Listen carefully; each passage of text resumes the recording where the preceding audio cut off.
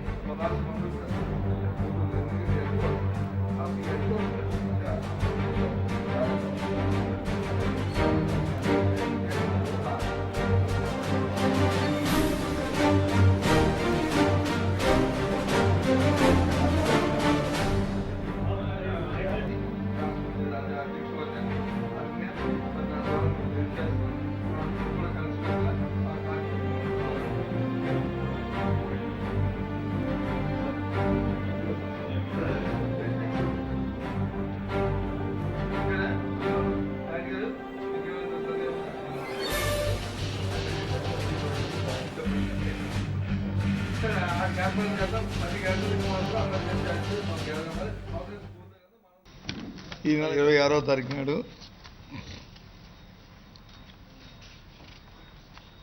మా పార్టీ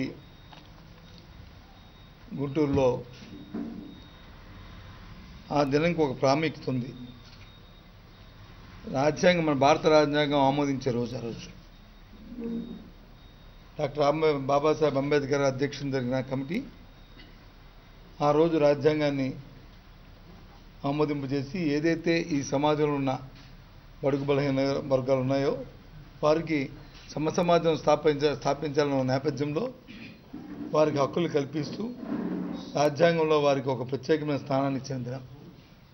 ప్రతి పౌరుడికి ప్రాథమిక హక్కులు కల్పించిన దినం అది. స్వేచ్ఛా స్వాతంత్రాలతో హాయిగా ప్రతి ఒక్కరూ కూడా ఈ దేశంలో ఏ మూలకైనా వెళ్ళి నిర్భయంగా మాట్లాడే అవకాశం ఇచ్చిన రోజు.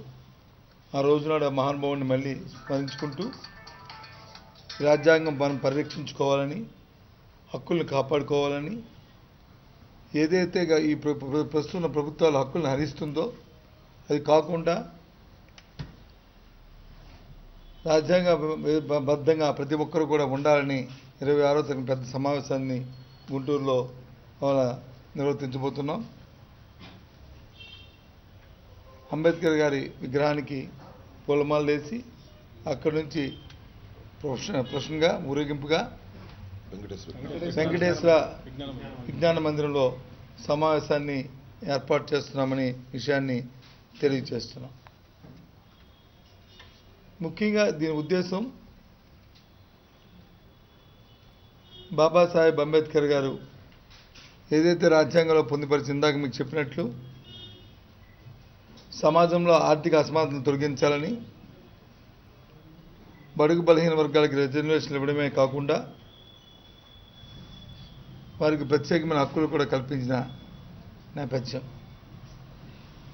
గత ప్రభుత్వాలు ఎస్సీ ఎస్టీ సప్లాన్లు పెట్టినప్పటికీ కూడా ఈ ప్రభుత్వం వాటి గురించి ఆలోచనలు చేయకుండా, వారి గురించి కార్యక్రమాలు చేయకుండా ఉండడంతో ఆర్థికంగా ఇంకా చితికిపోయిన పరిస్థితులు. చట్టాలను చేతిలో తీసుకొని దాంట్లో ఉన్న చిన్న చిన్న అవకాశాలని బేరేజ్ వేసుకుని రాజ్యాంగ స్ఫూర్తికి తూట్లు పొడుస్తూ చట్ట విరుద్ధమైన కార్యక్రమాలు ప్రభుత్వం చేసి పేదల్ని, రైతుల్ని ఇబ్బంది పెడుతున్న నేపథ్యంలో మళ్ళీ ప్రజల్లో చైతన్యం తీసుకురావడానికి కార్యక్రమాన్ని తలపెట్టాం.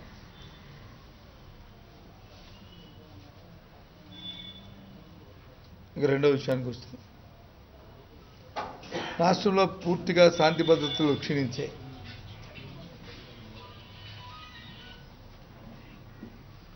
సాక్షాత్తు అధికారంలో ఉన్న ఒక తెలుగుదేశం అధికార పార్టీకి చెందిన మేయర్ని వారి ఆఫీసులో వారు కార్యక్రమాలు చేసుకుంటున్న నేపథ్యంలో సందర్భంలో వారిని కాల్చి చంపారంటే ఏ విధంగా ఇవాళ ఈ ప్రభుత్వం పనితీరు ఉందో ఆ పనితీరుకి అర్థం పడుతుంది నిన్న చిత్తూరులో జరిగిన సంఘటన. వచ్చిన వెంటనే దాని రాజకీయ లబ్ధి పొందామన్న ఉద్దేశంతో అధికారంలో ఉన్న పార్టీ ఎమ్మెల్యేలు కానీ సాక్షాత్తు ముఖ్యమంత్రి వరకు కూడా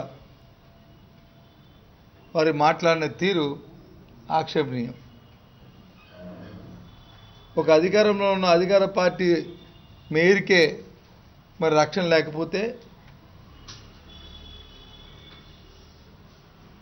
మరి సామాన్యులకు ఏ విధమైన రక్షణ ఇస్తుంది ఈ ప్రభుత్వం అనేది మా ప్రశ్న.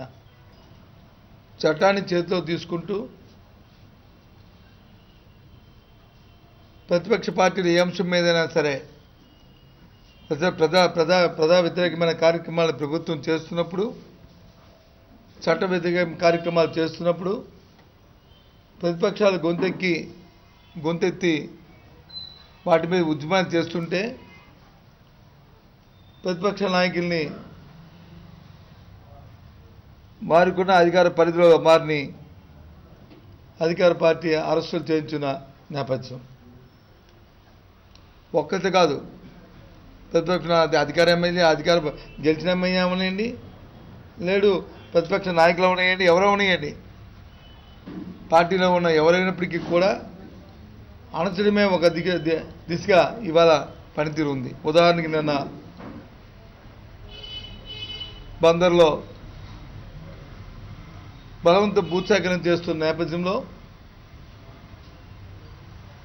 3-4 వేల ఎకరాలు సరిపోయిన పోర్టుకి 30,000 ఎకరాలను సేకరించాలని, 2 పంటలు పడుతున్న భూములను సేకరించి బలవంత భూసేకరణ చేసి బడా పారిశ్రామికవేత్తలకు దారదత్తం చేయడానికి పూనుకుంటున్న నేపథ్యంలో అక్కడున్న రైతులు, అక్కడున్న మా పార్టీకి సంబంధించిన మాజీ శాసనసభ్యుడు, వారితో పాటు వామపక్ష నాయకులు ఉద్యమం చేస్తే నిర్దాక్షిణ్యంగా వారిని నిన్నటి రోజున వారిని అరెస్టు చేసిన సంగతి. ఒక కేసులో బెయిల్ ఇస్తే ఇంకొక కేసును కూడా పెడుతున్న సందర్భం. మొన్నటి రోజున మా పార్టీ కార్యాలయం ఉంటే ఆ కార్యాలయాల్లో 100 మంది పోలీసులు వెళ్ళి పార్టీ కార్యాలయాన్ని ఖాళీ చేయించి అధికార పార్టీ నాయకులకు అప్పచెప్పిన సందర్భం గుడివాడలో. అలాగే మా శాసనసభ్యురాలు ఓటు వేయడానికి వెళ్తే కర్నూలులో శాసనసభ్యుడు తండ్రి తోడుగా వెళ్తే వారి నుంచి అరెస్ట్ చేసిన సందర్భం. అలాగే కొల్లలుగా ఎక్కడ చూసినా సరే. కానీ అధికారానికి సంబంధించిన వ్యక్తులు ఎంఆర్ఓని కొట్టినా, లేదు ఫారెస్ట్ ఆఫీసర్ని కొట్టినా, లేదు ఐఏఎస్ ఆఫీసర్ని తోలనాడినా ఏ విధంగా చర్యలు లేకపోతున్న పరిస్థితులు ఇవాళ రాష్ట్రంలో ఉన్నాయి. ఇది ప్రజలను గమనించమని కోరుతున్నాను.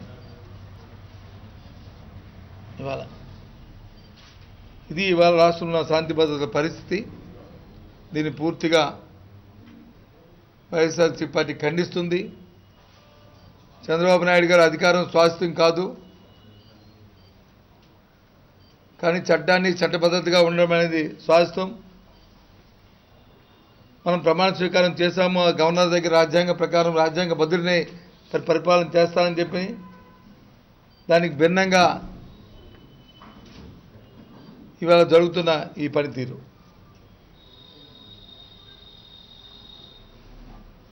ఇకపోతే తెలంగాణ ఎన్నికలు జరుగుతున్నాయి.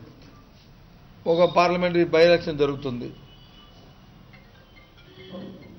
నేను సూటిగా చంద్రబాబు నాయుడు గారిని అడుగుతున్నాను, మీ మిత్రపక్షం భారతీయ జనతా పార్టీకి సీటుని మీరు కేటాయించారు, సరే కేటాయించారు, బాగానే ఉంది, అది మీ తాలూకా అంతర్గత ఈ సందర్భం. మరి ఈరోజు ఇన్ని మాటలు చెప్పినావే, తెలంగాణలో కేసీఆర్ ప్రభుత్వాన్ని, టీఆర్ఎస్ ప్రభుత్వాన్ని 10 సంవత్సరాలు మాకు హక్కు ఉంది, ఇక్కడి నుంచి కదలడానికి వీలు లేదు, నేను ఇక్కడే కూర్చుంటాను, ఇక్కడే చేస్తాను పరిపాలన అని చెప్పావే, సెక్షన్ 8 గురించి మాట్లాడావే. ఈరోజు ఎన్నికలు జరుగుతుంటే కనీసం ఎన్నికల్లో నువ్వు ప్రచారం చేయడానికి నీ అభ్యర్థి తరపున ఎందుకు వెళ్ళట్లేదని అడుగుతున్నాం, ఎందుకు ప్రచారం చేయట్లేదని అడుగుతున్నాం. మేము చెప్తున్నాం, దీనికి కారణం టీఆర్ఎస్ పార్టీతో తెలుగుదేశం పార్టీ చంద్రబాబు నాయుడు గారు చేసుకున్న రహస్య ఒప్పందం కాదా అని చెప్పి అడుగుతున్నాం. ఇది నిజం కాదని అడుగుతున్నాం. రహస్య ఒప్పందమే కాకపోతే, ఇది నిజం కాకపోతే ఎందుకు అసలు మీరు వచ్చి మరి ఇవాళ అక్కడున్న అనేది పక్క రాష్ట్రంతో పక్క ముఖ్యమంత్రితో సద్భవ వాతావరణంలో ఉండే పరిస్థితి మరి ఎందుకు పోటీ చేసినావు? అక్కడ ఎందుకు ఆ పార్టీతో లాలు పడినావు? ఇవాళ మా పార్టీ అక్కడ పోటీ చేస్తుంది. మా నాయకుడు గత 3 రోజులుగా పర్యటిస్తున్నాడు. ప్రజలందరినీ, ప్రతి ఓటర్ని వ్యక్తిగతంగా కలవడానికి ప్రయత్నం చేస్తున్నాం. అక్కడ ప్రభుత్వం చేస్తున్న ప్రజా వ్యతిరేక విధానాలని ఎండగడుతున్నాం. అక్కడ ఈ మధ్యకాలంలో రైతులు పడుతున్న ఇబ్బందుల్ని ప్రజల దృష్టికి తీసుకొస్తున్నాం. ఆత్మహత్యలు ప్రజల దృష్టికి తీసుకొస్తున్నాం.